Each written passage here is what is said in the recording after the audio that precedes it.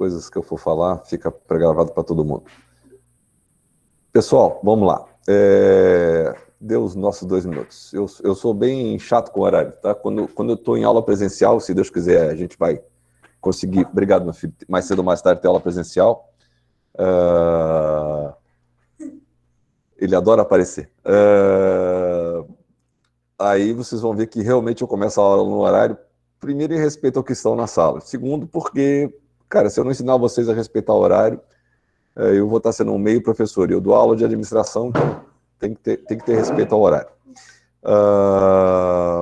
Bom, eu não vou compartilhar o plano, porque senão eu vou perder o que eu fiz ali. Mas, basicamente, hoje nós vamos aprender o que são organizações, processo administrativo, e depois disso, e análise ambiental também.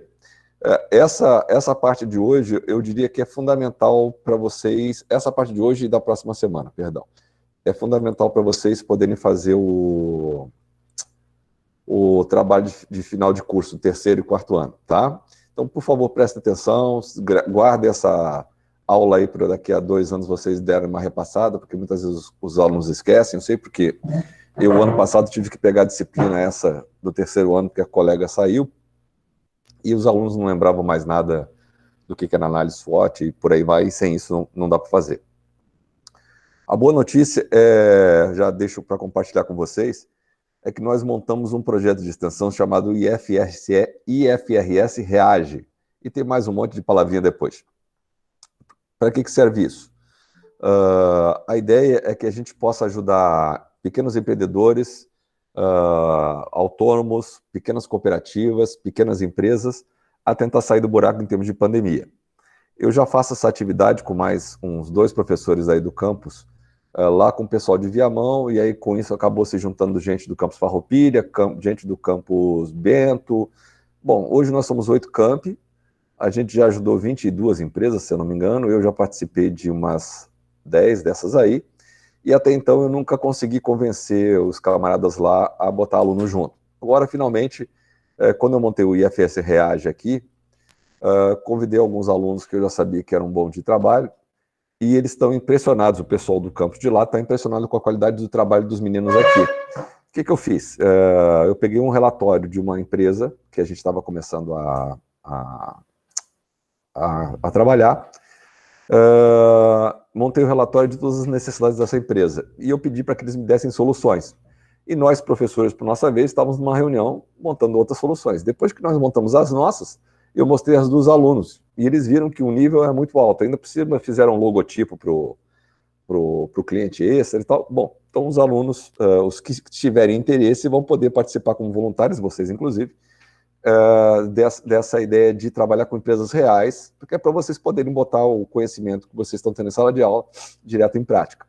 Isso vai ajudar muito vocês lá no terceiro e no quarto ano, quando estiverem montando. E o pessoal do terceiro e quarto ano, por sua vez, eles, especificamente os do quarto ano, eles estavam com um projeto já bastante adiantado, que fizeram comigo ano passado, que precisaria ser continuado esse ano, mas ele daria muito mais certo se fosse de forma presencial.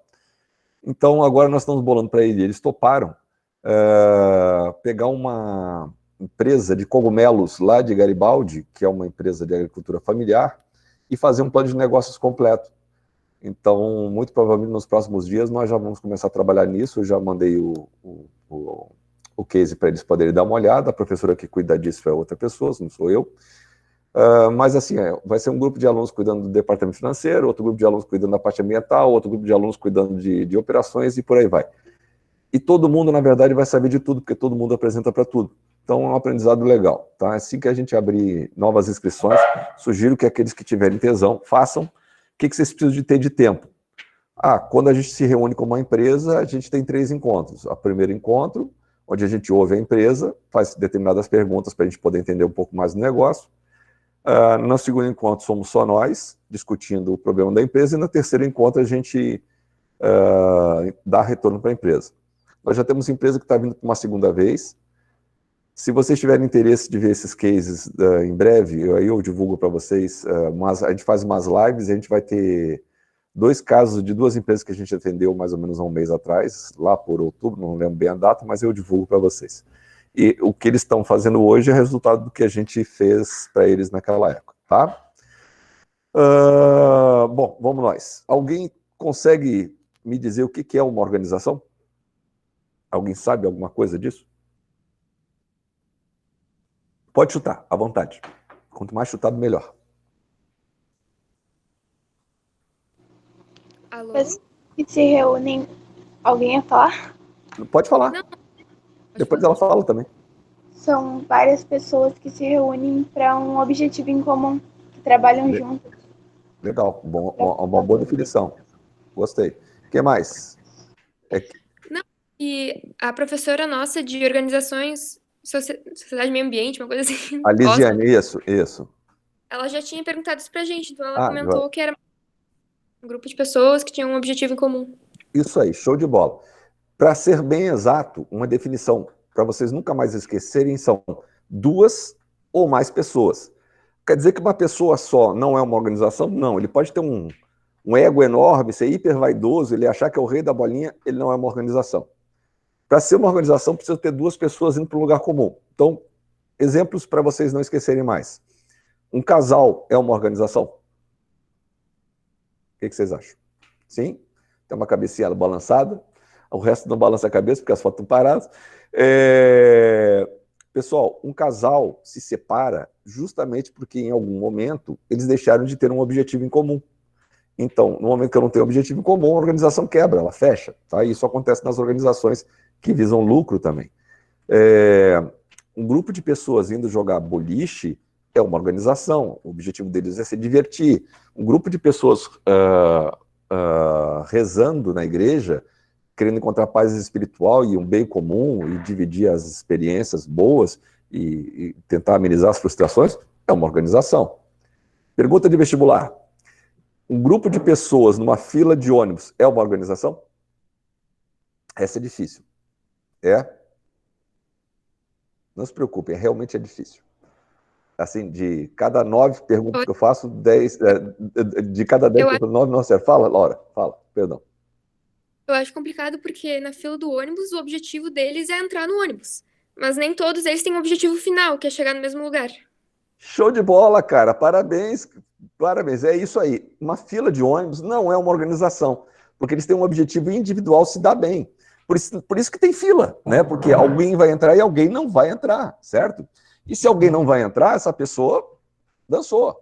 Ah, mas sou eu e a minha família. Ah, bom, sou eu e a minha família. A gente se gosta, a gente não brigou, a gente não está em época de pandemia que cada um tenta matar o outro.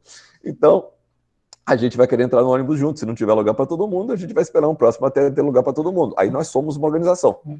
Mas, de um modo geral, uma fila de ônibus com pessoas que não se conhecem ou não têm um objetivo em comum, não é uma organização, porque eu quero sentar, eu quero ter certeza que eu vou entrar. Se, agora, nessa época de pandemia, que tem número X de pessoas que podem ficar em pé, mais ainda, isso fica mais forte ainda, porque se hoje, a partir de sábado, só podem 15 pessoas em pé nos ônibus em Porto Alegre.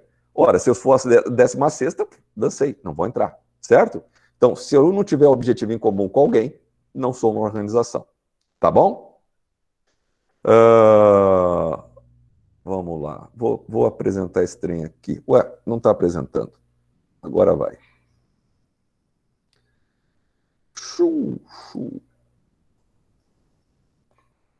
Maravilha. Tá bom aí para vocês? Tá aparecendo? Ah, não, ainda não. Agora que eu estou vendo que está aparecendo. Agora tá. Eu esqueci que agora é assim.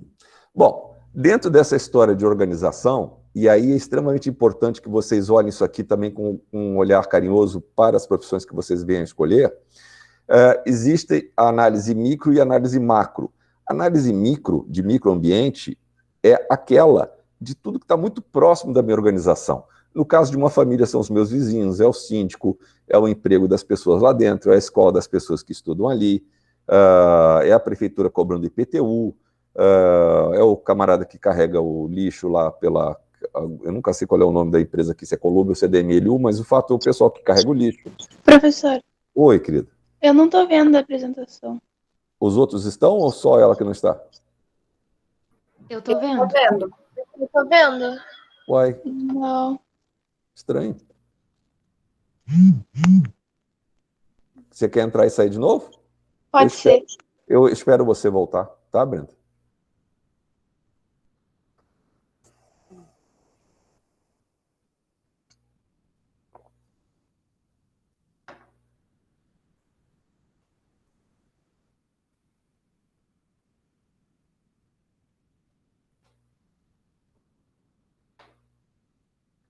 Os alunos que estão... Deu, agora deu. Deu? Ah, então é isso mesmo. Outro dia, nós estávamos numa live e a voz da pessoa não saía. A gente não conseguia ouvir. Ela nos ouvia, a pessoa saiu, voltou, tudo normal. Por que acontece? Ninguém sabe. O fato é que acontece. Bom, vamos lá. Então, no caso de uma empresa, você tem fornecedores, você tem o teu público, você tem os intermediários, que são aqueles que compram a mercadoria em maior quantidade e te vendem, você tem a própria concorrência, você tem a comunidade do teu entorno, que não necessariamente é teu cliente, você tem de um modo geral, todas as organizações que fazem a fiscalização em ti, né? E tem um ambiente externo. Por que é tão importante entender que existe um ambiente interno e um ambiente externo? Porque no ambiente interno eu ainda posso tentar fazer alguma coisa para melhorar a minha situação. No ambiente externo, dificilmente eu vou conseguir ter força para mudar. Então, dentro do ambiente externo, nós temos fatores ecológicos, nós temos fatores governamentais, nós temos os tecnológicos. Vamos pegar um exemplo aqui. Nós estamos no meio da pandemia. O Sérgio aqui é considerado o dinossauro tecnológico do Campos Canoas, com muito orgulho, mas sou, tá? Isso é motivo de gozação o tempo todo.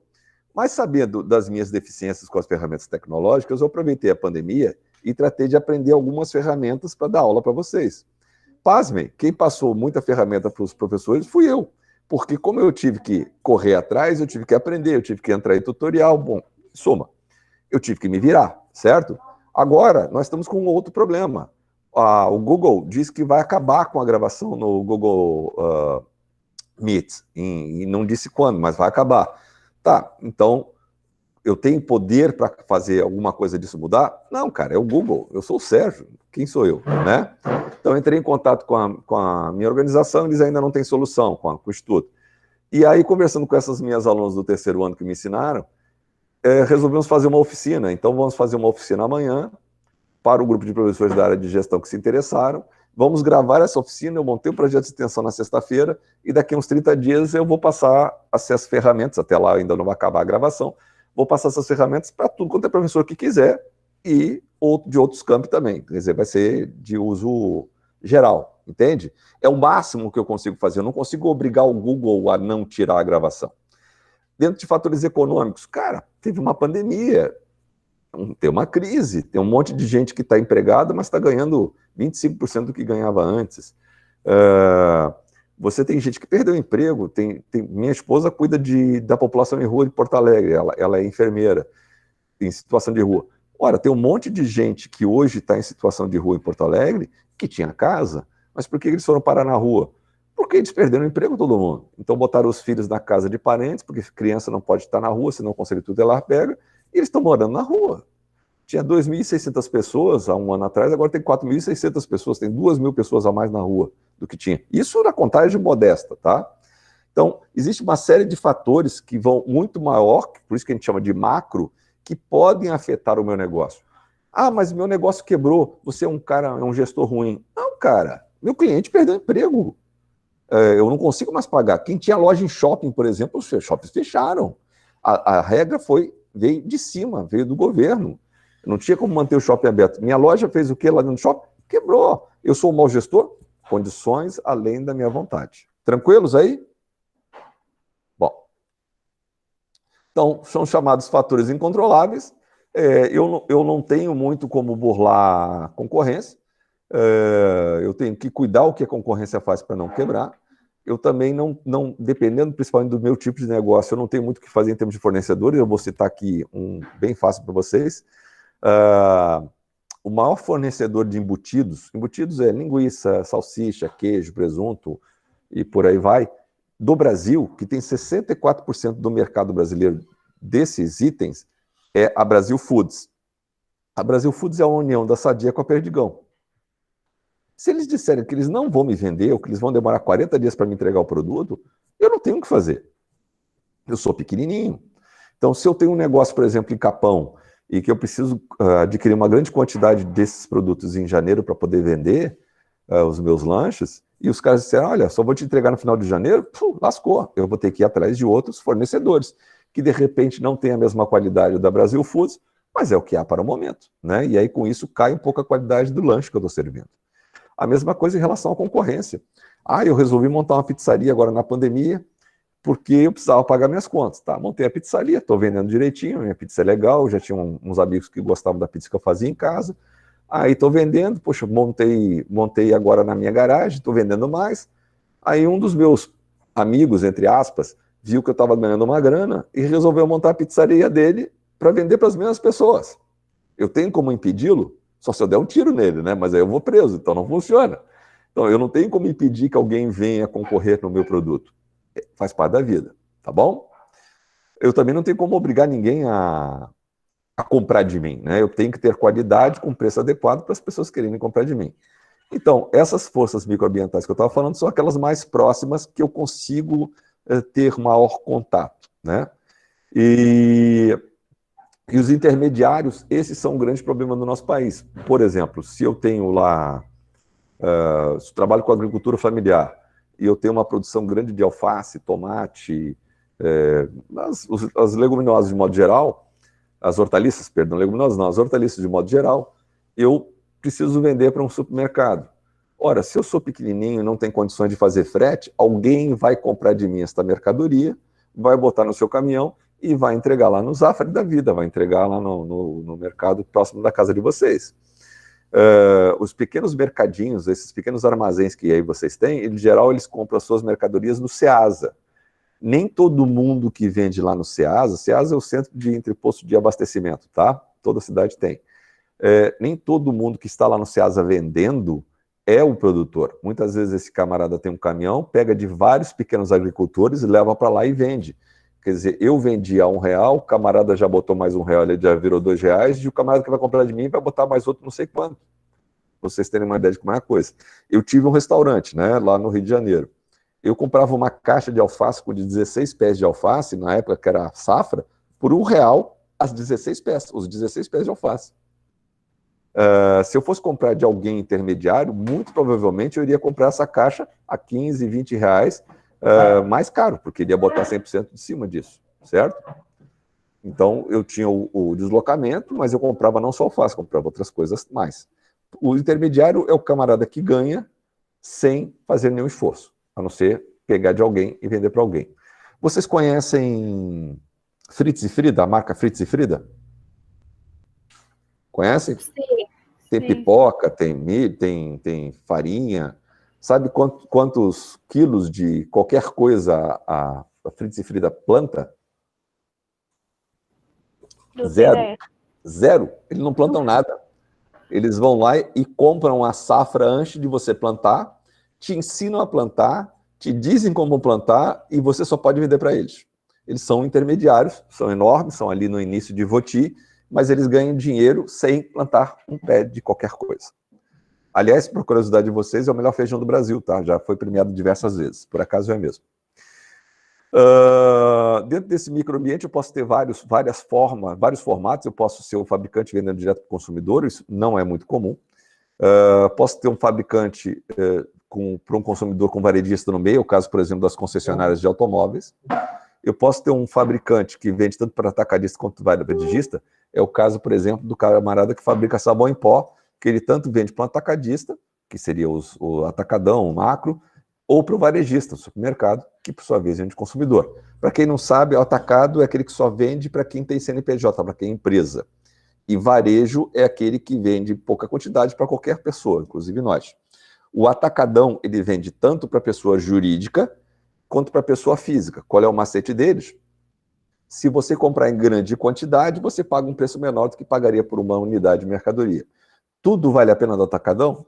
Não, tem coisas que estão mais baratas em outros lugares, então você tem que fazer tomada de preço o tempo todo. E assim existem várias outras modalidades. Eu não vou encher o saco de vocês com isso, é só para vocês saberem que o esquema não é tão simples, tá? Os fornecedores, por exemplo, eu tenho um bar. Nesse bar eu tenho salgadinhos e tenho bebidas. As bebidas vêm de vários fornecedores diferentes, vem da Ambev, vem da Pepsi. A água pode vir de um deles ou pode vir de um terceiro. E salgadinhos eu posso ter da Dona Maria, da Dona Josefa, do seu Raimundo. E esses salgados eu boto congelado lá e na hora que eu preciso eu frito. Eu tenho um fornecedor de óleo e assim por diante. É difícil ser concorrente do meu negócio? Não. Qualquer um que tenha um ponto adequado pode ser o meu concorrente. Pergunta para vocês. Vocês acham que o vendedor de pipoca ele é concorrente do McDonald's? Sim, Por quê? porque, sei lá, se tu comer pipoca, tu não vai querer comer um hambúrguer. Aí eu vou te dizer, eu sempre achei que era isso, tá? Até que eu peguei uma aluna esfomeada que me disse assim, ô professor, eu como a pipoca e o cheeseburger. Bom, mas essas são exceções, mas de modo geral é isso mesmo. Quando você tem alguém que come algum produto que vai te tirar a fome, pelo menos momentânea, ou diminuir a fome, esse cara é meu concorrente. Então até o pipoqueiro, o vendedor de churros, é concorrente do McDonald's. Em São Paulo, por exemplo, é muito comum eles terem vendedores de cachorro-quente na rua, aos montes, que ele te vende o cachorro-quente e um refresco por R$3 mais ou menos, e no cachorro-quente deles, além da salsicha, vem purê de batata. Cara, é muito volume de coisa. Tu fica... Pô, mas os caras botam purê, é coisa de paulista, mas botam. O fato é que o cara fica empapuçado e não tem vontade de comer mais nada, tá? Então, eu tenho que cuidar dos meus fornecedores, ou dos meus concorrentes, porque se os meus concorrentes forem melhores do que eu, eles vão levar melhor. Como podem ser melhor? Bom, eles podem ter um serviço melhor. Se eu for um restaurante, por exemplo, se eu tiver garçons muito atenciosos, é uma boa. Se eu tiver um ponto melhor do que... Se o concorrente tiver um ponto melhor do que o meu, ele vai se dar bem. Vou dar um exemplo real para vocês. Assim que eu virei professor em 2012, tá? E aí eu tive uma aluna que ela queria entender, ela trabalhava numa rua de Porto Alegre chamada Avenida Independência. Ela queria entender por que um determinado restaurante sobrevivia durante anos, enquanto vários outros próximos quebravam. Aí ela quis fazer o TCC dela nisso. Então foi jóia, foi ótimo, porque nós coletamos um montão de dados, ela teve uma vontade louca, e nós descobrimos algumas coisas interessantes. Primeiro, não adiantava ele querer abrir nos sábados, porque o tipo de cliente que ele tinha era o cliente que trabalhava no dia a dia, apesar de ter muito morador lá. E esse cara não queria comer de novo no sábado a mesma comida que comeu de segunda a sexta. Então não adiantava ele abrir no sábado. Foi a primeira conclusão que a gente chegou antes dele se dar conta disso. A segunda, por que ele não quebrava, apesar da comida dele não ser tão superior em relação aos demais? Porque ele estava num ponto da rua, da Avenida Independência, que permitia que a pessoa entrasse rápido, comesse rápido, saísse rápido e ainda sobrasse de 15 a 20 minutos para poder fazer uma outra coisa, como um banco, uma papelaria, ou bater uma perna, o que fosse. E os demais, as pessoas tinham que caminhar um pouquinho mais e faziam, e não poderiam, então, dar conta das outras atividades que queriam fazer na sua uma hora de almoço. Puxa, que conclusões que a gente tirou disso? Bom, primeiro, não adiantava ele fazer sobremesas caras, porque aqui no Rio Grande do Sul, sobremesa faz parte do pacote, então sobremesa simples. Não adiantava botar de carnes caríssimas, porque as pessoas não iam gastar. Elas estavam indo não lá pelo tipo de comida, mas simplesmente porque o camarada estava no melhor ponto possível em relação a todos os edifícios comerciais que tinham ali na Avenida Independência. Entenderam? Por isso que é importante ter essas análises todas para saber se vale a pena ou não. Muito comum a gente passar na rua e olhar uma determinada loja, puxa, esse cara aí vai se dar bem, olha quanto carro passa. Ok, quanto carro é uma coisa, quantas pessoas andando é outra. A maior parte dos negócios depende de pedestre. Se eu tiver muita gente passando e não tiver como parar, já era aquele ponto. Então é muito comum a gente ver o camarada abrir, gastar um dinheiro num determinado ponto e quebrar, porque não se deu conta que para o negócio dele, praticamente todos precisam, ele demanda pedestre, botequim. Botequim depende de pedestre. Quanto mais próximo o botequim estiver numa parada de ônibus, melhor para o botequim. Porque o camarada vai fazer pequenos lanchinhos, ou uma bebidinha, ou qualquer coisa, antes de entrar no ônibus. E o inverso é verdadeiro. Sai do ônibus, pega ali rapidinho e vai. Se ele estiver num local escondido, esquece. Ele vai ganhar muito menos dinheiro do que ganharia se estivesse num ponto, e talvez quebre. Posto de gasolina. Posto de gasolina tem que ter um ponto de passagem. Não adianta ele estar num ponto que passa muito pouco carro, que não vai interessar. Salão de cabelo para as moças. Hoje em dia está mais complicado, mas não, cabeleireiro. O cabeleireiro tem que ter o estacionamento. Mas por que tem que ter o estacionamento? Ah, porque vocês vão lá e penteiam os seus cabelos, gastam uma grana preta, mas as unhas vocês não querem andar pela rua, bater um ventão e acabar com o penteado lindo de morrer, e nem que as unhas borrem, né? Então, eu preciso ter estacionamento. Comida quilo não precisa ter estacionamento, eu preciso estar no lugar de muita gente passando. Aí, comida à la carte. Comida à la carte é aquela que você senta a bunda lá e pede o cardápio. Essa precisa ter estacionamento, porque eu vou ficar muito tempo nesse restaurante. Eu quero um lugar para estacionar meu carro. Eu não vou chegar a pé lá. É igual chegar em motel a pé. Não dá, né, gente? Sem condição. É muito, muito vexame. Análise macroambiental. Bom, aí você tem todas as outras variáveis que eu já havia explicado para vocês. Vamos pegar uma que está impactando diretamente a gente. Não vou nem falar nem do econômico, nem do político. Demográfico. Não sei se vocês sabem, mas a nossa população está ficando cada vez mais velha. E está ficando mais velha por uma razão muito simples. Está nascendo muito menos gente e as pessoas estão vivendo mais anos. Então, há coisa de 15 anos atrás, mais ou menos, nascia 2,7 filhos por mulher. Hoje, são 1,7. Morre mais gente do que nasce. Então, nos próximos 30 anos, nós vamos ter uma população com muito mais gente envelhecida do que gente nascendo. Bom, e daí?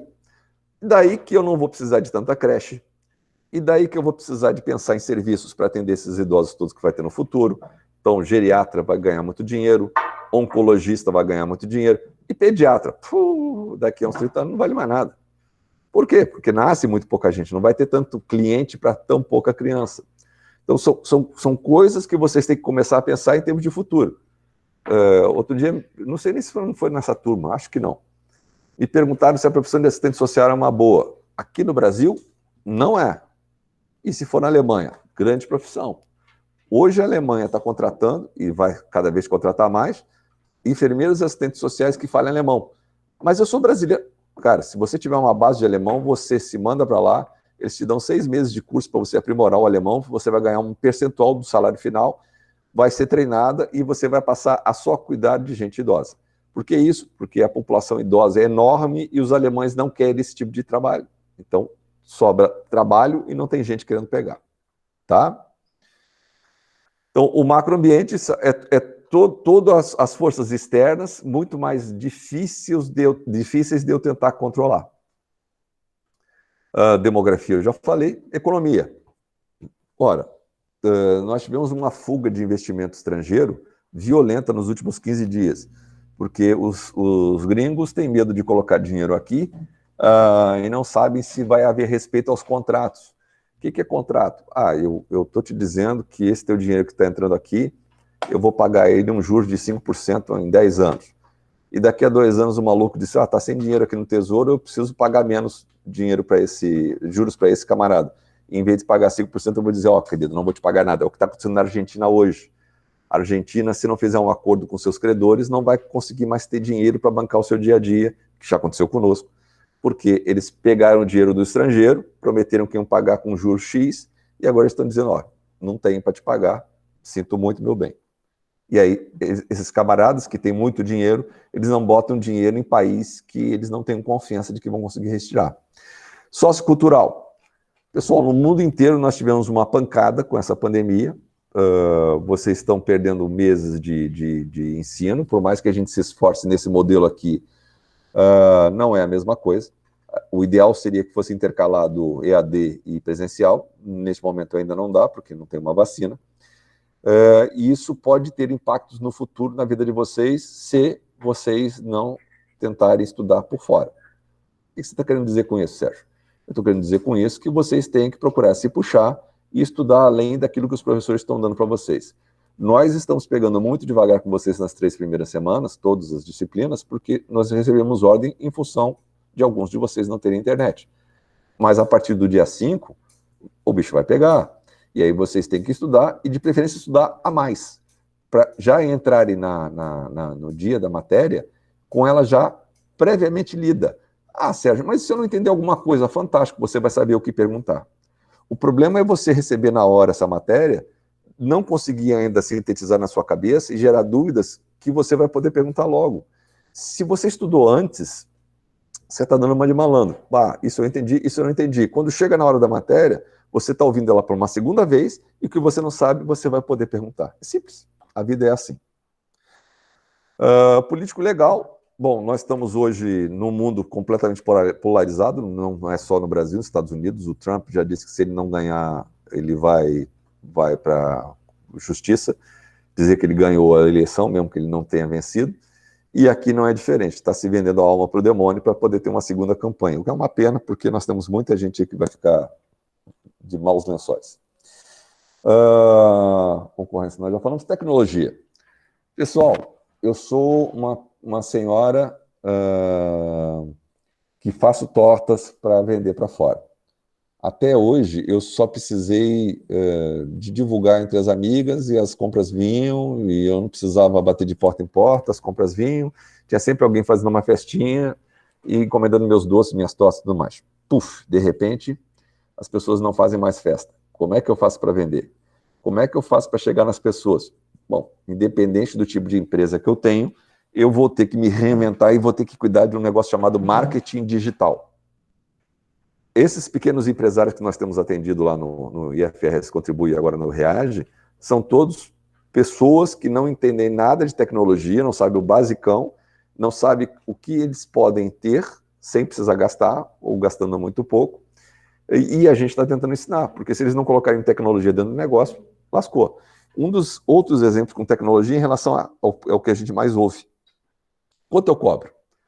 A gente tem clientes empreendedores, eu boto 100% em tudo. Está errado, porque algumas coisas você demora meia hora fazendo, outras coisas você demora 6 horas fazendo. A que demora 6 horas fazendo tem que custar muito mais em termos de percentual do que aquela que demora 15 minutos, meia hora. E eu estou deixando de vender muito mais aquela que eu levo 15 minutos ou meia hora, porque eu estou cobrando um preço a mais do que eu deveria cobrar. Então, se eu vender aquela mercadoria fácil de fazer muitas vezes, as contas do dia a dia estão pagas. Vocês já se deram conta que de repente vê umas promoções que você não acredita que aquela saia ou aquele sapato que vocês queriam está com desconto de 50%, 60%? Por que o comerciante faz isso? Porque ele viu que a situação do mercado está ruim e ele prefere vender a mercadoria dele lucrando menos, não é deixando de lucrar, é lucrando menos, e às vezes é muito menos, para poder ter dinheiro em caixa para pagar suas obrigações, porque é mais barato eu perder dinheiro ou deixar de lucrar tanto do que pegar dinheiro em banco que tem juros. Essas contas todas, se a gente tiver um software de gestão de fluxo de caixa, a gente consegue resolver para saber o que a gente pode ou não pode dar de desconto. Tá? Alguns exemplos de variáveis ambientais que afetam a vida da gente, taxa de crescimento populacional, nível de desenvolvimento tecnológico, o nível de escolaridade das pessoas afeta demais, afeta inclusive se eu vou ter mão de obra capacitada para fazer o meu produto. Vocês são todos muito, muito, muito jovens, vocês nem eram nascidos nessa época, mas houve uma tentativa da Ford instalar uma fábrica em Guaíba. Eles queriam alguns benefícios em termos fiscais, em termos de redução de impostos. O governador da época entendeu que não valia a pena e mandou os caras embora. Por que eles queriam vir para cá? Porque Guaíba fica do lado de Porto Alegre, onde ele já teria uma estrutura de escolas boas para os seus altos executivos poderem morar em Porto Alegre com suas famílias e trabalhar em Guaíba. Segundo, já tinha hospitais de boa qualidade. E terceiro, a mão de obra aqui já tinha um nível de educação superior ao que eles encontrariam em outro lugar, com um custo mais baixo, porque nós ficamos no meio de vários lugares onde eles exportam carro para a Argentina, para o Uruguai, para o Chile. Onde eles foram parar? Numa cidade chamada Camaçari, na Bahia, que eles tiveram que investir muito mais para poder se instalar lá, tiveram os perdões de impostos que eles tanto queriam, mas a mão de obra não era capacitada, eles tiveram primeiro que capacitar a mão de obra, levaram quase 2 anos fazendo isso, até começar a ganhar dinheiro. Hoje, por sinal, a fábrica está fechada. Então, se a gente não olhar essas coisas, pessoal, a gente quebra.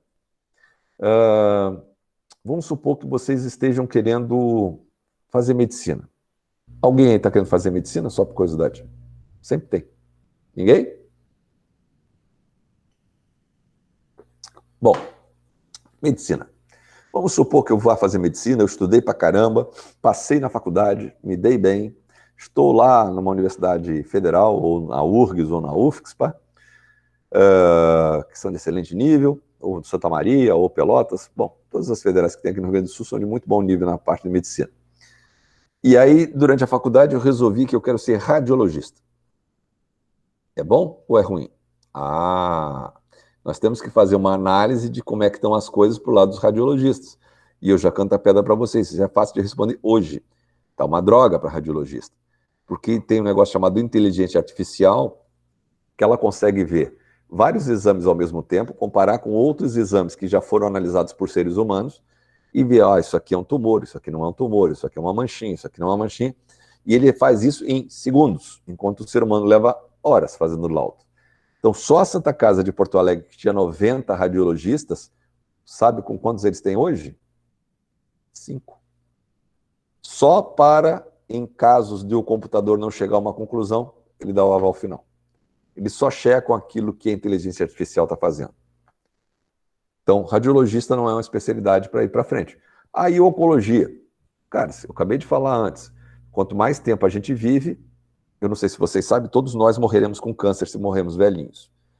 Nós não morreremos de câncer, nós morreremos com câncer. A gente vai morrer com... Eu não, vocês vão morrer com 102, 105 anos e vão ter algum tipo de câncer em algum lugar que vocês não vão nem saber. Para os poucos aí que venham a descobrir, ou parentes de vocês que venham a descobrir, eu preciso ter um profissional naquela área que cuide de tratar o câncer e dar uma boa qualidade de vida para a pessoa e resolve muitas vezes o problema. Por que eu estou dizendo isso? Porque como nossas células vão ficando muito velhas, a tendência é que elas façam uma mitose desenfreada, que é o que causa o câncer. Elas começam a se multiplicar de forma irregular. Mas, cara, posso viver os meus 105 anos e eu nem sabia que eu tenho câncer. Tá? É isso que vai rolar com vocês, principalmente. Comigo, não.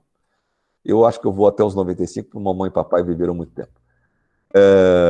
Meus pais morreram com 93. Bom, para lidar com todos esses fatores, vocês... E aí, inclusive, as profissões que vocês venham a escolher, vocês têm que aprender um negócio chamado análise SWOT ou FOFA. O que é isso? SWOT é uma sigla em inglês de Strength, de força, Weaknesses, que é fraqueza, Opportunity, que é o O, e Threat, que é a ameaça, tá? Opportunity, obviamente, oportunidade. Claro que nós, brazucas, já abreviamos para FOFA. Forças, oportunidades, fraquezas e ameaças, tá? Análise FOFA. O que as empresas usam? As empresas usam análise SWOT. Por que existe a FOFA? Porque, cara, facilitar a vida de aluno, mas eles em termos de terminologia, de um modo geral, os administradores adoram falar palavras em inglês para parecer para os outros que eles são mais inteligentes. Mas é tudo cascata, tá? Com exceção de uma única palavra em Administrace, que não tem tradução para um termo único, todas as demais palavras que vocês tiverem em Administrace, vocês têm tradução para ela em português. A única é um negócio chamado Stakeholder.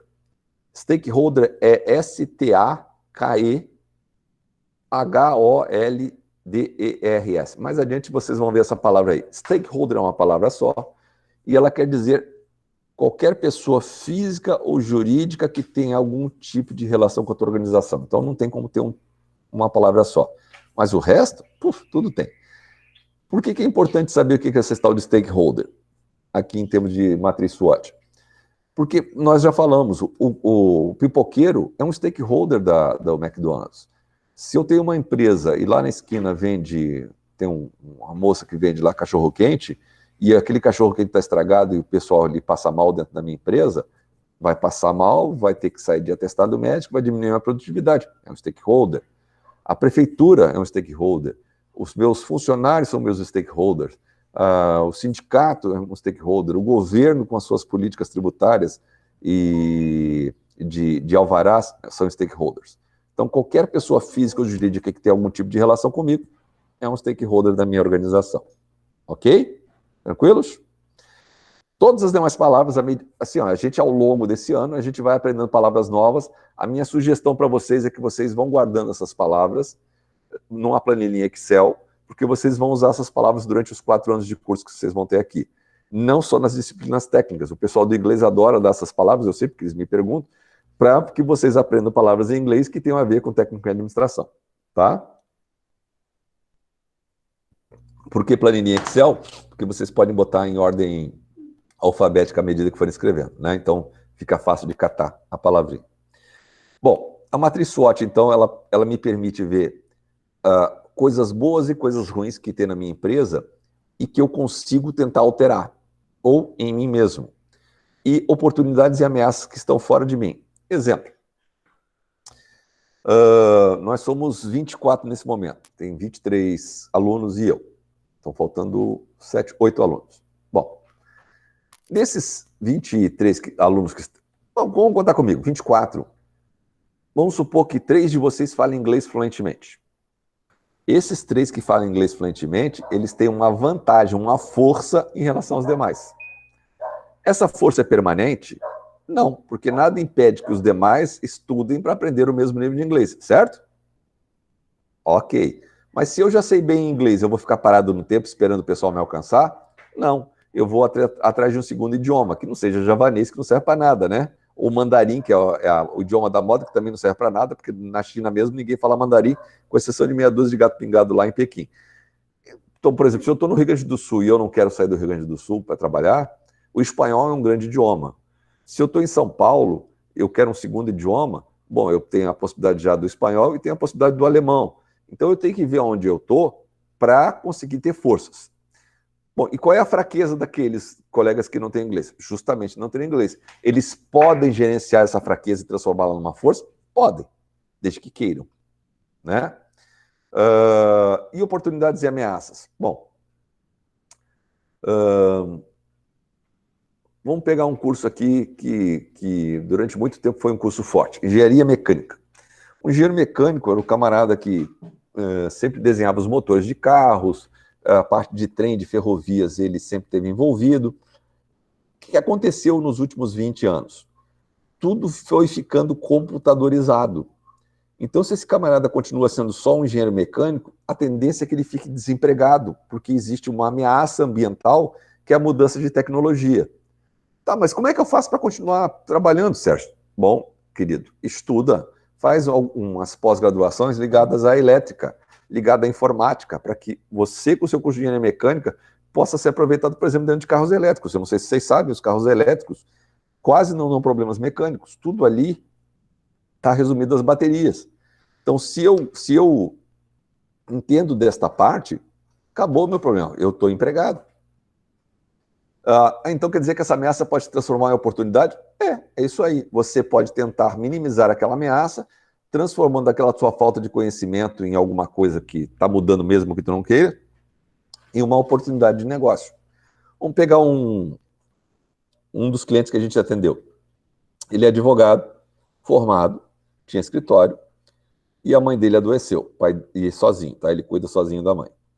E ele precisava de uma atividade que permitisse que ele ficasse a maior parte do tempo junto da mãe, ou seja, trabalhando junto com a mãe, porque ela precisava de uma atenção especial naquele momento da vida. E ele sempre gostou de fazer churrasco e eventos. Era algo que ele fazia desde garoto. O que ele fez? Ele largou o direito e passou a fazer churrascos. Bom, qual é a vantagem? Ele prepara quase tudo na casa dele, e aí só na hora do evento ele ia lá na casa do freguês. Muito bem, durante 2 anos e meio, até que veio uma tal de pandemia. Pô, mas era só a razão da mãe? Bom, tinha um outro problema. Tem muito advogado no mercado, tem advogado sacudindo árvores, cai um monte, e ele então foi para uma coisa completamente diferente, fornecendo qualidade, para uma rede de relacionamentos forte que ele tinha, oferecendo um produto de primeiro. Aí veio a pandemia. Putz, e agora? O que o cara faz?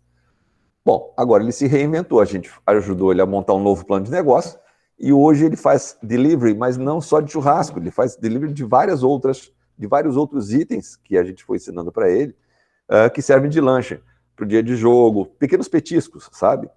Que aí ele consegue preparar na casa dele, o motoboy vai e entrega, ele vai preparando e não sai da casa dele e está faturando o dinheirinho dele. Entenderam? Então, as ameaças que pintam são coisas que você não tem como controlar.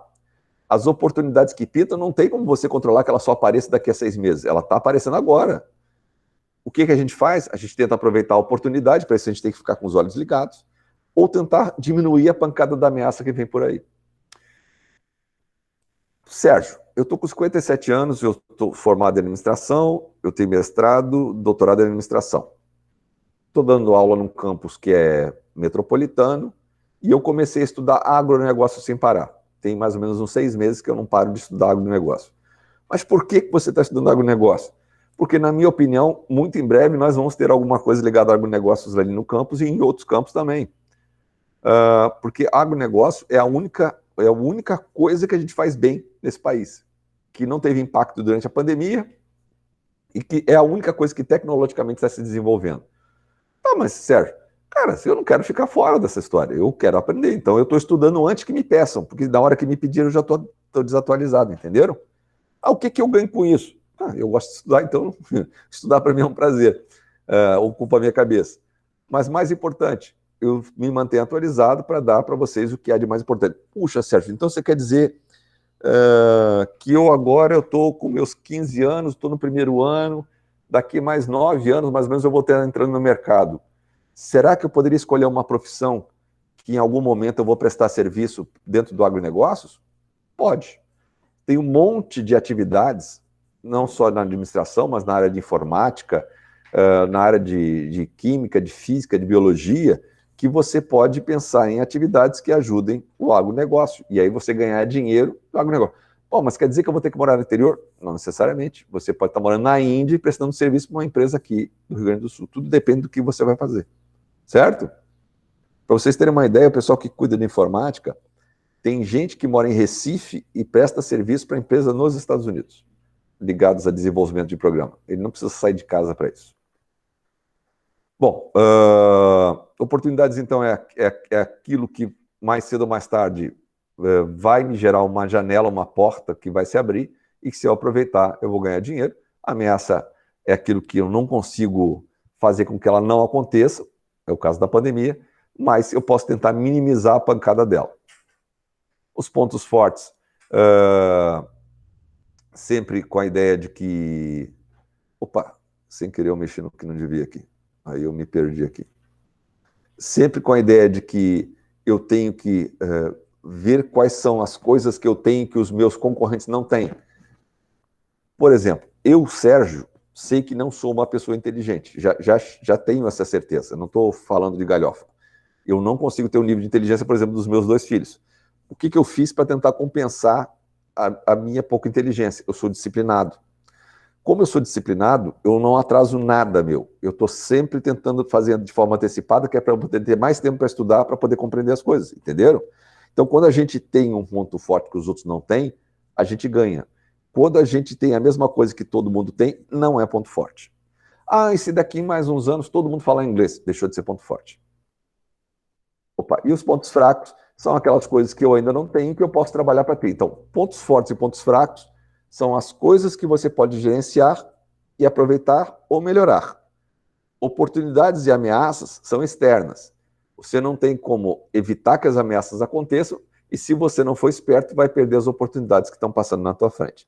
Aqui no Sul, vocês têm um ditado que eu gosto muito, sorte é um cavalo encilhado que passa, né? Não é essa a frase, ou mais ou menos isso? Se vocês não aproveitarem esse cavalo que passa encilhado, ele não vai voltar de novo. É uma porta que se abriu, vocês têm que botar. O que eu faço com isso aqui? Para o pessoal que está fazendo ensino superior, eu tentei uma vez para o ensino médio desistir, tá? Eu ofereci para eles planejamento estratégico pessoal. Eles pensarem o que eles têm, quais são as coisas que eles precisam melhorar, quais são os potenciais que eles têm, para depois pensar na profissão que eles queriam ter. Alguns fizeram só por fazer e aquilo me deixou chateado. Agora eu estou fazendo esse mesmo exercício no curso superior. E eu já tive uma aluna hoje que me mandou o planejamento estratégico dela, e ela chorosa, dizendo que aquele trabalho não foi bom para ela, porque ela se deu conta de que ela nunca teve um plano na vida. E vocês têm que ter plano na vida. Mesmo sendo muito jovens, mesmo vocês achando que tem toda uma vida pela frente, a notícia que eu tenho que dar para lhes dar é que a vida passa muito, muito, muito, muito rápido. Se vocês se derem conta, esse ano parece que passou a galope. Se a gente não acordar e não traçar um plano, eu quero passar na faculdade tal, eu quero passar na universidade tal, ou eu quero ir para os Estados Unidos, ou eu quero morar na Alemanha. Se eu não começar já a planejar e a dizer até quando eu tenho que ter aquela, por exemplo, eu quero morar nos Estados Unidos, então eu tenho que falar bem inglês. Eu quero morar na Alemanha, então eu tenho que falar bem alemão. Eu quero fazer minha faculdade na Polônia, tenho que falar polonês. Se eu não fizer isso já, quando chegar a hora, já era. Tá? Tranquilos? Para vocês terem uma ideia de como isso é impactante, pessoal, quando eu fui fazer doutorado, eu me planejei com 1 ano e meio de antecedência antes do doutorado. Por que isso? Porque os processos seletivos todos acontecem com mais antecedência. Eles geralmente acontecem ali por junho, julho do ano anterior. Só que antes disso, você, na hora que abre o edital de concorrência, você já tem que ter o projeto pronto. E fazer projeto não é fácil. Você tem que fazer um projeto que está concorrendo com um monte de gente. Então, tu tem que preparar o projeto com antecedência, ver quais são as demais exigências do edital para depois poder concorrer e ter alguma chance. É que nem concurso público. Não adianta você querer estudar para concurso público quando sai o edital. Esquece, não vai passar. Tá? Tem que fazer tudo com antecedência. Alguém aí pretende fazer concurso público? De vocês? Ninguém? É outra geração. Na minha, todo mundo queria. Bom, agora nós vamos aprender um negócio chamado funções organizacionais. Isso aqui é ligeirinho, só para vocês terem uma ideia de que uma empresa não é, ou uma organização não é algo tão simplesinho. A gente divide isso em departamentos ou funções. Então tem a função de operações, tem a função de marketing, isso tudo lá nos trabalhos de terceiro e quarto ano vocês vão ver isso melhor. Pesquisa e desenvolvimento. Se eu parar de pesquisar e desenvolver, eu paro no tempo. Alguém aí sabe quem inventou a câmera digital? Algum de vocês sabe? Ninguém? Quem inventou a câmera digital foi a Kodak. Só que a Kodak ganhava um monte de dinheiro vendendo filme fotográfico e vendendo filme de raio-x para hospitais e clínicas. E aí ela guardou, ela escondeu o invento da câmera digital. Só que uma outra empresa chamada Nokia também criou a câmera digital. Levou mais tempo, mas criou e lançou no mercado. Quando a Kodak acordou, já era tarde demais. O nome ligado à inovação tinha se perdido. A Kodak quebrou em 2012. Ela hoje vende um item que talvez vocês nem saibam qual é. Alguém tem ideia do que a Kodak fabrica hoje? Antes era máquina e filmes. E hoje? Não sei. Lente. Lente de óculos. Essa lente de óculos que eu estou usando é Kodak. Só é o que eles fabricam. Só tem o nome Kodak, não tem mais nada, tá? Porque parou no tempo.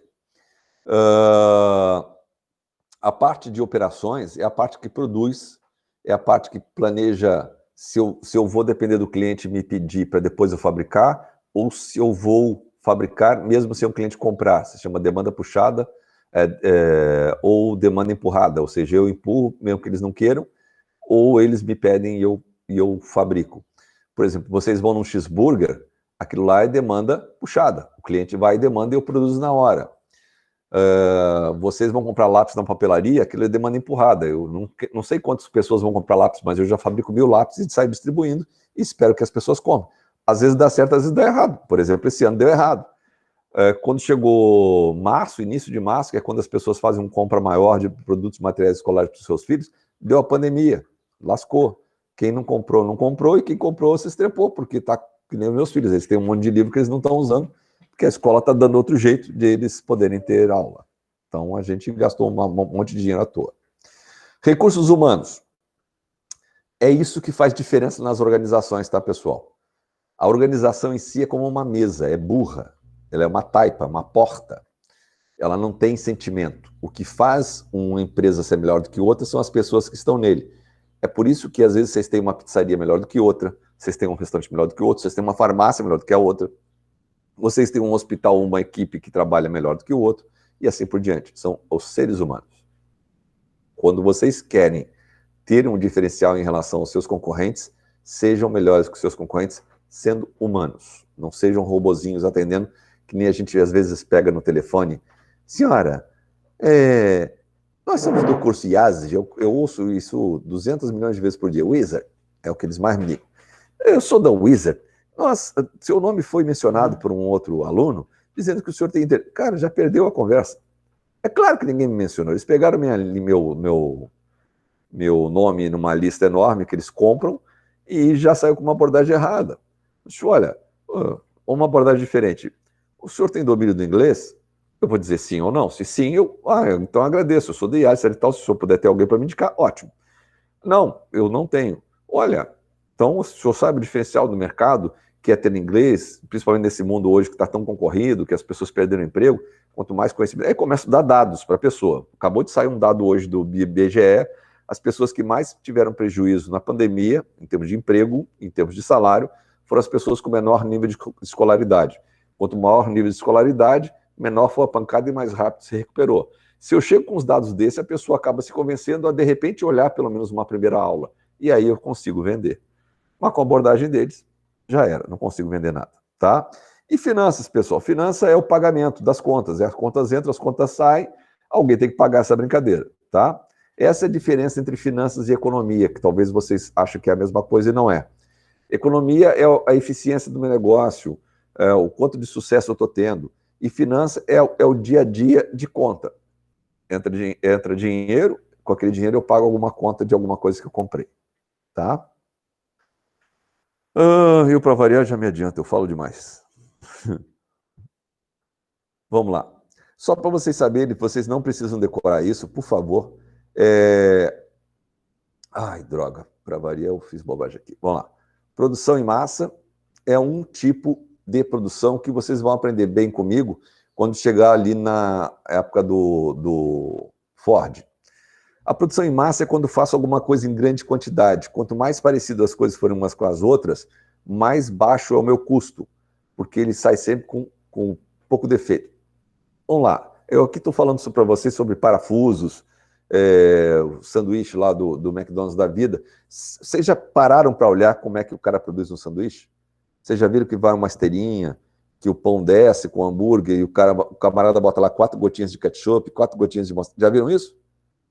Tentem dar uma olhada nisso. Aquilo lá é linha de produção pura. Alguém viu? Pode falar. Sim, já vi a esteirinha que eles vai passando. É bem burra, né, Ellen, aquela esteirinha, né? Não precisa ser um gênio, né? É só você pegar qualquer pessoa e assim, ó, bota 4 gotinhas de ketchup aqui. Não precisa mais nada, né?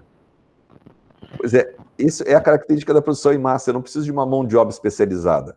Eles botam um camarada só para fritar batata, eles ligam lá a máquina apita, isso é sinal de que você tem que botar a batata lá dentro. Aí quando a máquina apita de novo, sinal de que a batata está pronta. Não precisa nem ficar olhando, a batata está pronta.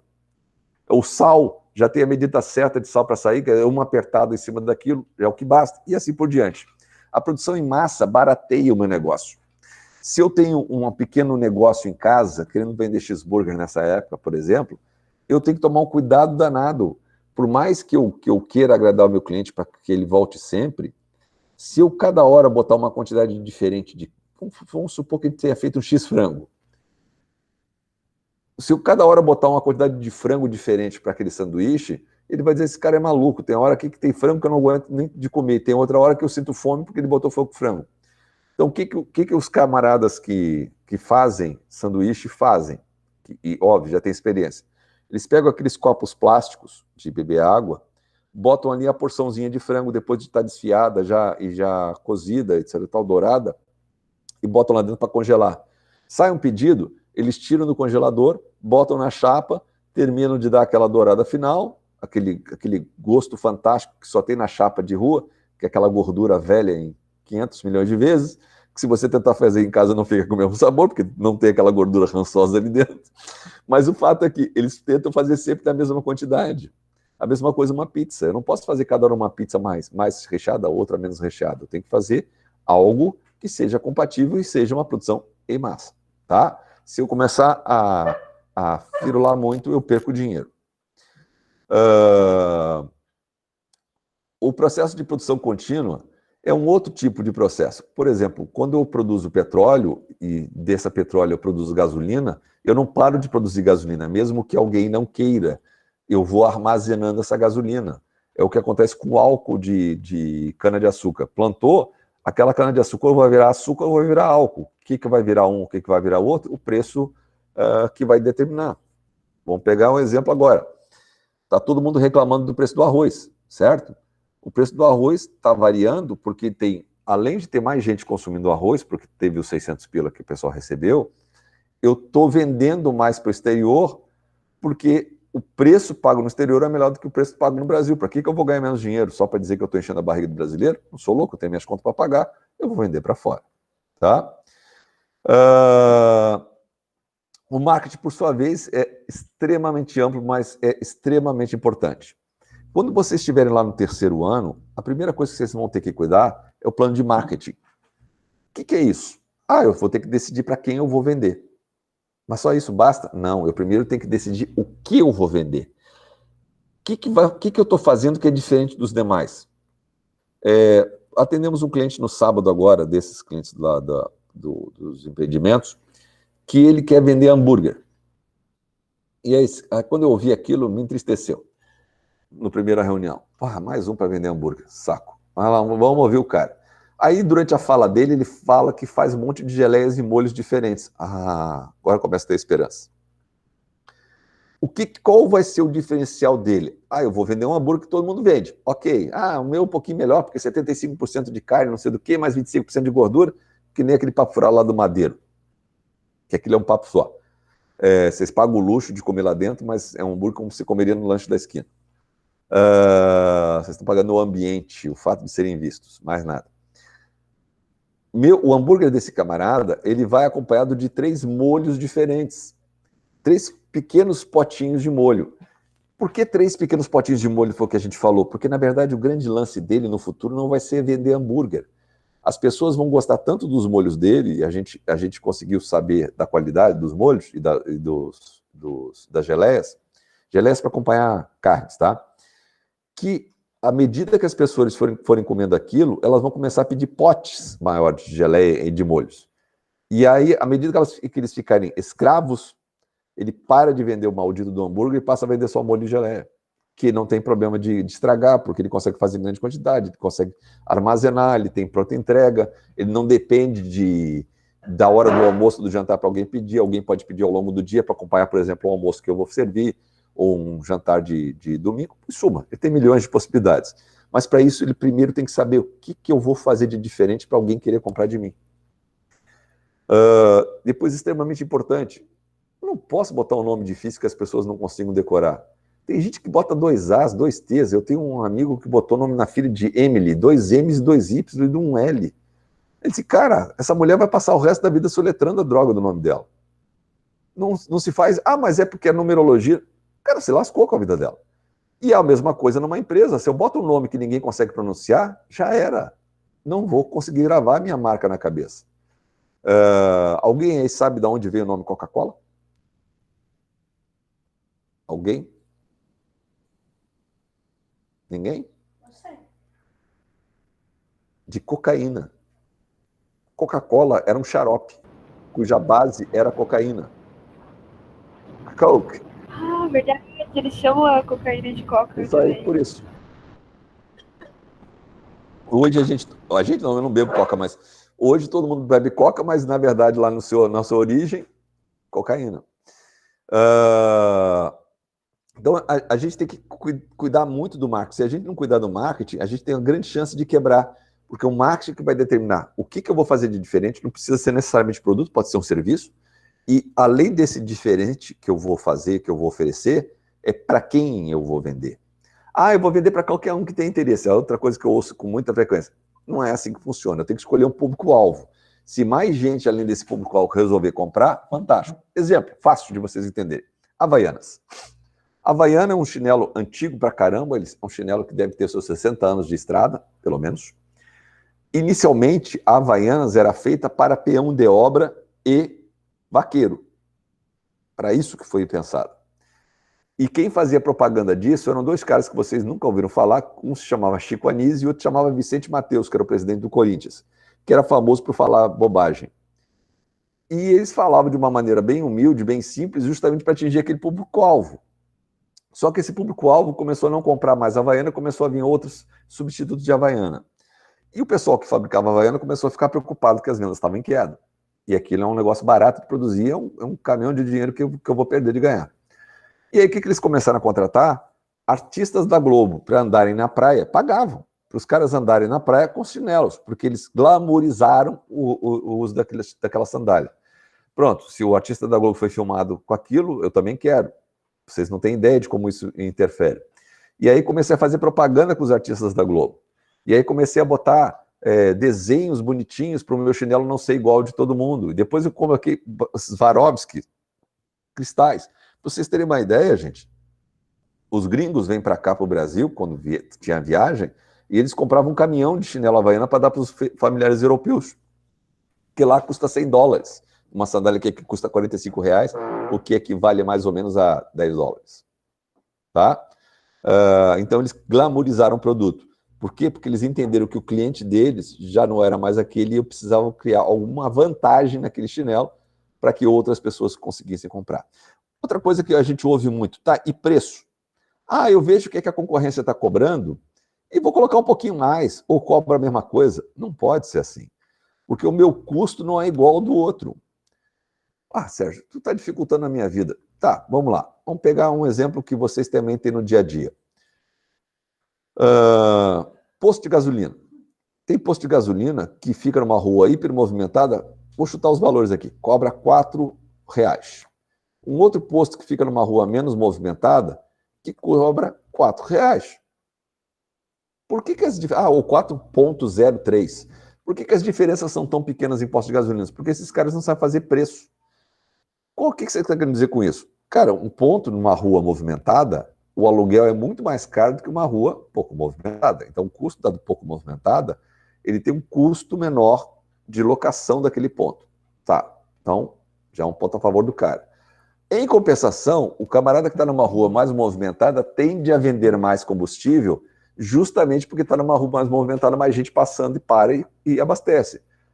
Então eu levo uma vantagem, porque quanto mais combustível eu vendo, mais combustível eu compro. Quanto maior quantidade de combustível que eu compro, eu consigo abaixar o preço desse combustível para ter uma margem maior de lucro.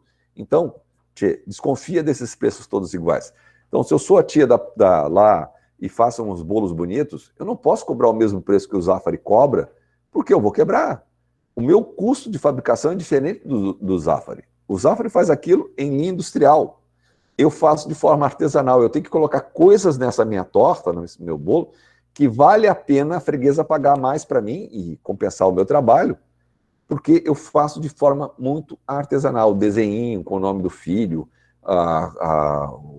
os bonequinhos com a cara dos noivos, e assim por diante. Eu tenho que oferecer coisas que compensem aquele preço. Então, eu não posso cobrar o que a concorrência cobra. Eu tenho que cobrar o preço que a freguesia está disposta a pagar. Quantos de vocês aí tem uma bolsa Vitor Hugo ou uma bolsa... Me ajuda. Vitor Hugo, e tem uma outra que é caríssima também. Gucci, boa. Quantos de vocês têm uma bolsa dessa? Isso aí. Quantos de vocês têm uma bolsa dessa? Hugo Boss e por aí vai. Todo mundo tem? Não. Brabo, né? Porque é caro pra caramba. E o que essa bolsa tem de diferente? Ela não guarda coisa que nem as outras? Tem a marca diferente só. É só. Tem o nome? É um nome diferente. Então eles não estão te cobrando a bolsa, eles estão te cobrando a marca. E aí, o que acontece? Vocês devem pegar Tênis-Urbo que nem eu pego. Aí você vê uma menina andando às 11 horas da noite, voltando do seu cursinho, da sua faculdade, com uma bolsa dessas de marca pendurada. Vocês acham que ela é verdadeira? A bolsa que custa de 3 a 4 mil reais, ela vai estar andando no trem? Não, né? Com certeza é bolsa de camelô, que ela cobrou lá por 100 pila, 150, ou de repente até 30, dependendo do camelô ou da imitação. Então, se o meu propósito com o meu produto é vender um diferencial, que é uma coisa que os outros não têm, eu posso cobrar mais caro, porque aquela bolsa é pequenininha e cabe até menos do que uma outra bolsa. Mas, cara, tem aquela marca e aquela pessoa se importa de aparecer com uma marca. Ok? Um carro. Vocês acham normal um carro custar mais caro que um apartamento? Mas está cheio de carro custando mais do que apartamento. Deu uma batida, acabou com o carro. Ninguém bate um apartamento, mas as pessoas batem carro, né? Mas as pessoas querem aparecer. E aquele valor que eu estou dando é um valor agregado que me faz ser diferente das pessoas que estão no meu entorno. E aí vem uma máxima de marketing para vocês. As pessoas, essa história de que todo mundo gosta de ser tratado da mesma maneira é mentira. Se isso fosse verdade, não existiria primeira classe em avião, nem navio, nem trem. As pessoas, quando podem, querem ser tratadas de maneira diferente. Elas não querem ser iguais. Elas não se importam lá no armazém da esquina, na quitanda da esquina, na mercearia, e até gostam de saber que o dono e a dona me chamam de João, ô Sérgio, como é que estão os meninos? Tudo bem? Você gosta daquilo. Mas no dia a dia, na hora do vamos ver, a grande parte dá muito valor a um tratamento diferenciado. E é isso que eu quero saber. O que teu produto tem de diferente dos outros? O que teu serviço tem de diferente dos outros? Pesquisa e desenvolvimento, eu já havia falado com vocês, o grande diferencial em termos de mercado hoje em dia é o quanto eu posso inovar o meu produto. Se eu não tenho como inovar meu produto, eu quebro. Existe uma empresa bem grande chamada Procter & Gamble, a P&G. Ela tem de sabão em pó a escova de dentes. Tem milhões de produtos diferentes. Em 2002, ela chegou à conclusão de que se ela continuasse gastando dinheiro contratando um monte de cientista para desenvolver novos produtos, ela ia quebrar, ela ia estar pagando mais do que ia ganhar de dinheiro. E aí eles criaram um negócio chamado Open Innovation, inovação aberta. Você bota lá um determinado problema que você tem. Eu preciso desenvolver um produto com tais características. Bota lá o problema e diz que você vai pagar para aquele problema X mil dólares. Tem coisas de 5 mil dólares a coisa de 2 milhões de dólares. Tudo depende do tipo de problema que você está tentando resolver. Quem é que pode acessar isso aí? Qualquer um de nós. Pode ser um grupo? Pode ser um grupo. Tá lá, tem várias plataformas que fazem intermediação disso, assim como tem o Uber Eats e tem o iFood da vida. Tem plataforma que faz intermediação entre as empresas com seus problemas e as pessoas que têm capacidade de resolver. Mas como é que eu vou ter certeza? Não te preocupa. Essas empresas são idôneas e as plataformas também. Você coloca o que você diz que é a sua solução lá. Os cientistas da empresa vão testar para ver se aquilo lá tem lógica. E se for, você vai ganhar o seu dinheiro. E eles vão ser donos da ideia a partir daquele momento. Você não tem mais dinheiro nenhum. É só aquele. Entende? Cara, tem muita gente que fica rica só olhando esses probleminhas. Pesquisa e desenvolvimento faz toda a diferença na vida de uma empresa. E se vocês não pararem, ou se vocês pararem de se desenvolver ao longo das suas carreiras, vocês estão ralados.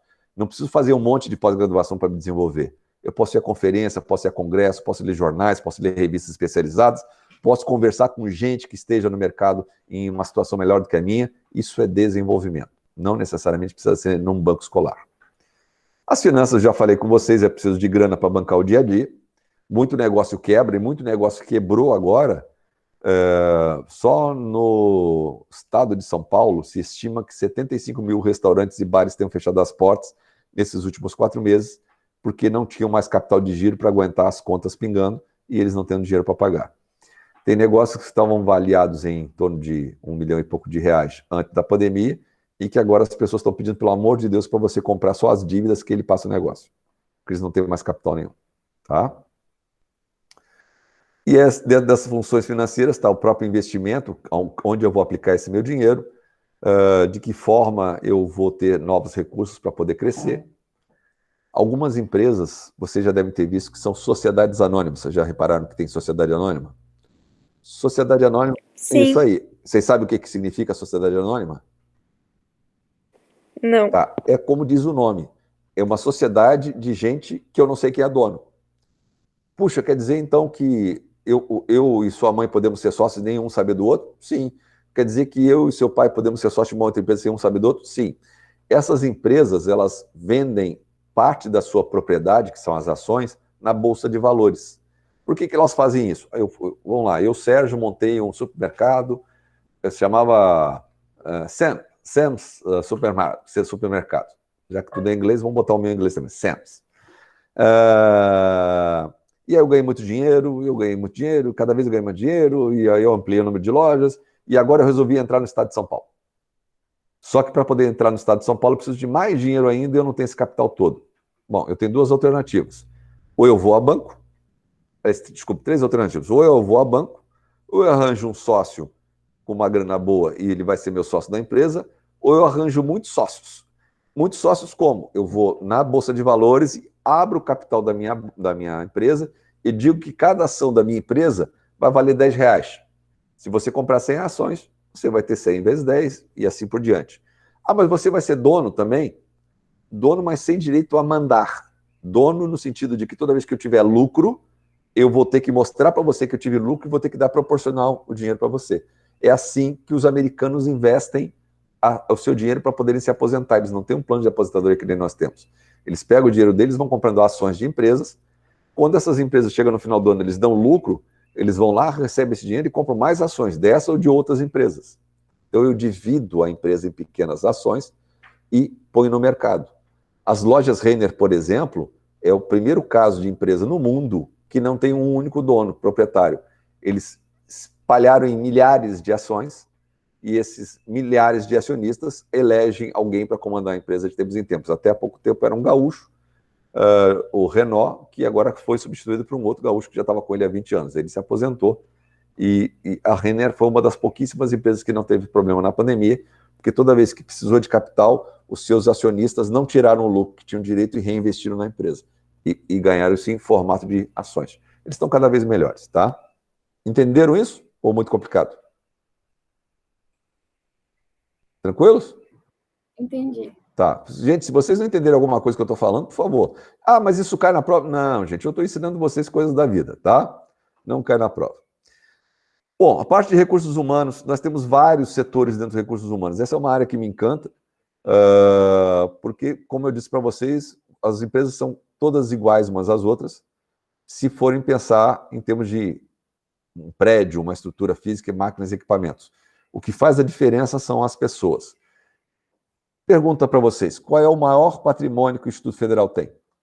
São os alunos ou os professores?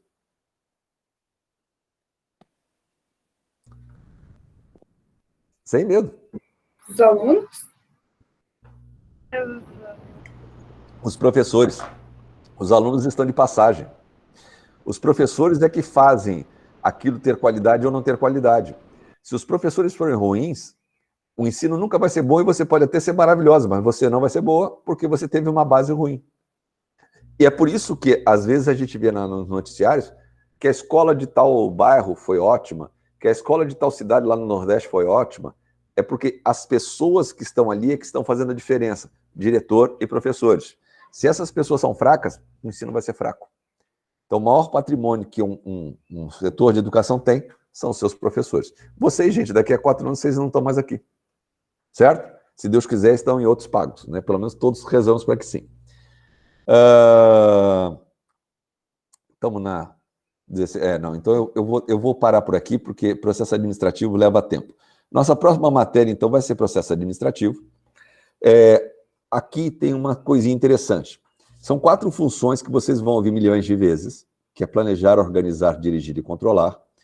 Nessas 4 funções, existe uma coisa em comum, que eu falei com vocês na primeira aula, que é tomar decisão. Isso a gente vai aprender com calma na próxima aula. Tanto planejar, quanto organizar, quanto dirigir, quanto controlar, você precisa de tomar decisão. Vocês, no dia a dia de vocês fazem um processo administrativo, ainda que não saibam o que fazem. Vocês, por exemplo, quando entraram para o Instituto Federal, planejaram com seus pais para onde vocês iriam no segundo grau. Agora que vocês estão estudando conosco, vocês têm que se planejar em termos de estudo e decidir o que vocês querem ser lá quando chegar no 4º ano. Se vocês simplesmente querem um ensino técnico, ou se vocês querem voar outros voos e ir para o ensino superior. Bom, se o meu objetivo é ser diferenciado e ir para o ensino superior, porque eu sei que nesse país aqui o ensino técnico não é reconhecido como é o ensino superior, eu tenho que me organizar para que eu possa chegar lá. Então eu tenho que decidir quanto tempo por dia e por semana eu vou dedicar aos estudos. E eu vou ter que estudar mais do que os professores estão dando, porque eu quero ser melhor do que os meus concorrentes. E os meus concorrentes não são só os meus colegas, são todo mundo que está para se formar e fazer vestibular e Enem na mesma época que eu, fora aqueles que não passaram nas vezes anteriores. De que forma eu vou me motivar? De que forma eu vou continuar com vontade de fazer isso? Se eu sei que em alguns momentos vai ter vontade de largar tudo e ir para Capão e ficar na praia com todo mundo. Bom, eu preciso dirigir essas minhas emoções para frente.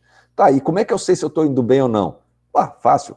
As provas e os trabalhos são o meu indicador se eu estou indo bem ou mal. De repente eu tenho algum colega que é melhor em matemática do que eu. Opa, se ele é melhor do que eu, é sinal de que o professor não é ruim, que ele tem alguma facilidade para matemática e que eu devo me colar com aquela pessoa para tentar puxar dela o máximo que eu puder. mas eu sou ótimo em português e ele não é tão bom assim. Então, vou fazer uma troca. Eu vou tentar ensinar tudo que eu sei de português para aquela pessoa e ele vai me tentar, ou ela vai tentar me ensinar tudo que eu sabe de matemática para mim. E faz uma troca. E à medida que as minhas notas forem melhorando, é sinal de que eu estou atingindo o meu objetivo. Entenderam? Tranquilos? Meus queridos, então, como sempre, eu vou terminar de gravar a aula, vou salvar no YouTube e vou mandar o link para vocês, tá? Alguns colegas, infelizmente, não estão vindo. Se vocês, por acaso, estiverem em contato com eles, é bom que eles comecem a aparecer pelos pagos. Eu sei que todos eles estão com a internet, que a turma de vocês já resolveu esse problema, mas eles não estão vindo. Tudo tranquilo? Alguma pergunta? Doutor, aquelas atividades que tu colocou no Moodle do Word, seria pra gente fazer, pra entregar em uma data? Não sei. As atividades, não. As atividades, do Faiol, então. não, aquilo quando chegar a época, eu vou ir falando para vocês, tá? Já está lá, já caso alguém queira olhar. Quando eu for dar a escola, aí eu vou pedir, olha, gente, façam em casa, a gente vai corrigir juntos em aula. Aquilo não vai valer nota, o objetivo daquilo é para treinar vocês e para que vocês entendam de fato o que é cada uma dessas escolas teóricas para poderem fazer o vídeo de vocês, tá? Então, assim, eu sei que tem gente que está doida para fazer o vídeo.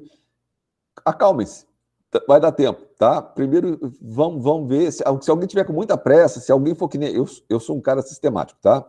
Se alguém for que nem eu, estou com muita vontade de já sair fazendo vídeo, olha os slides que tem para frente, que lá nos slides está bem mastigadinho quais são as características, aí faz o vídeo e me manda. Eu vou dizer, olha, precisa melhorar isso, precisa melhorar aquilo, tá? Mas fica bem ao critério de vocês. Agora, o exercício tem essa finalidade, não é de avaliar ninguém, mas de ajudá-los, tá? Tá bom. Obrigada. Obrigado a vocês, então. Um beijo grande a todos, fiquem com Deus. Boa semana. Tchau, boa tarde. Tchau, querido. Tchau, Sor. Tchau, gente. Beijos. Tchau.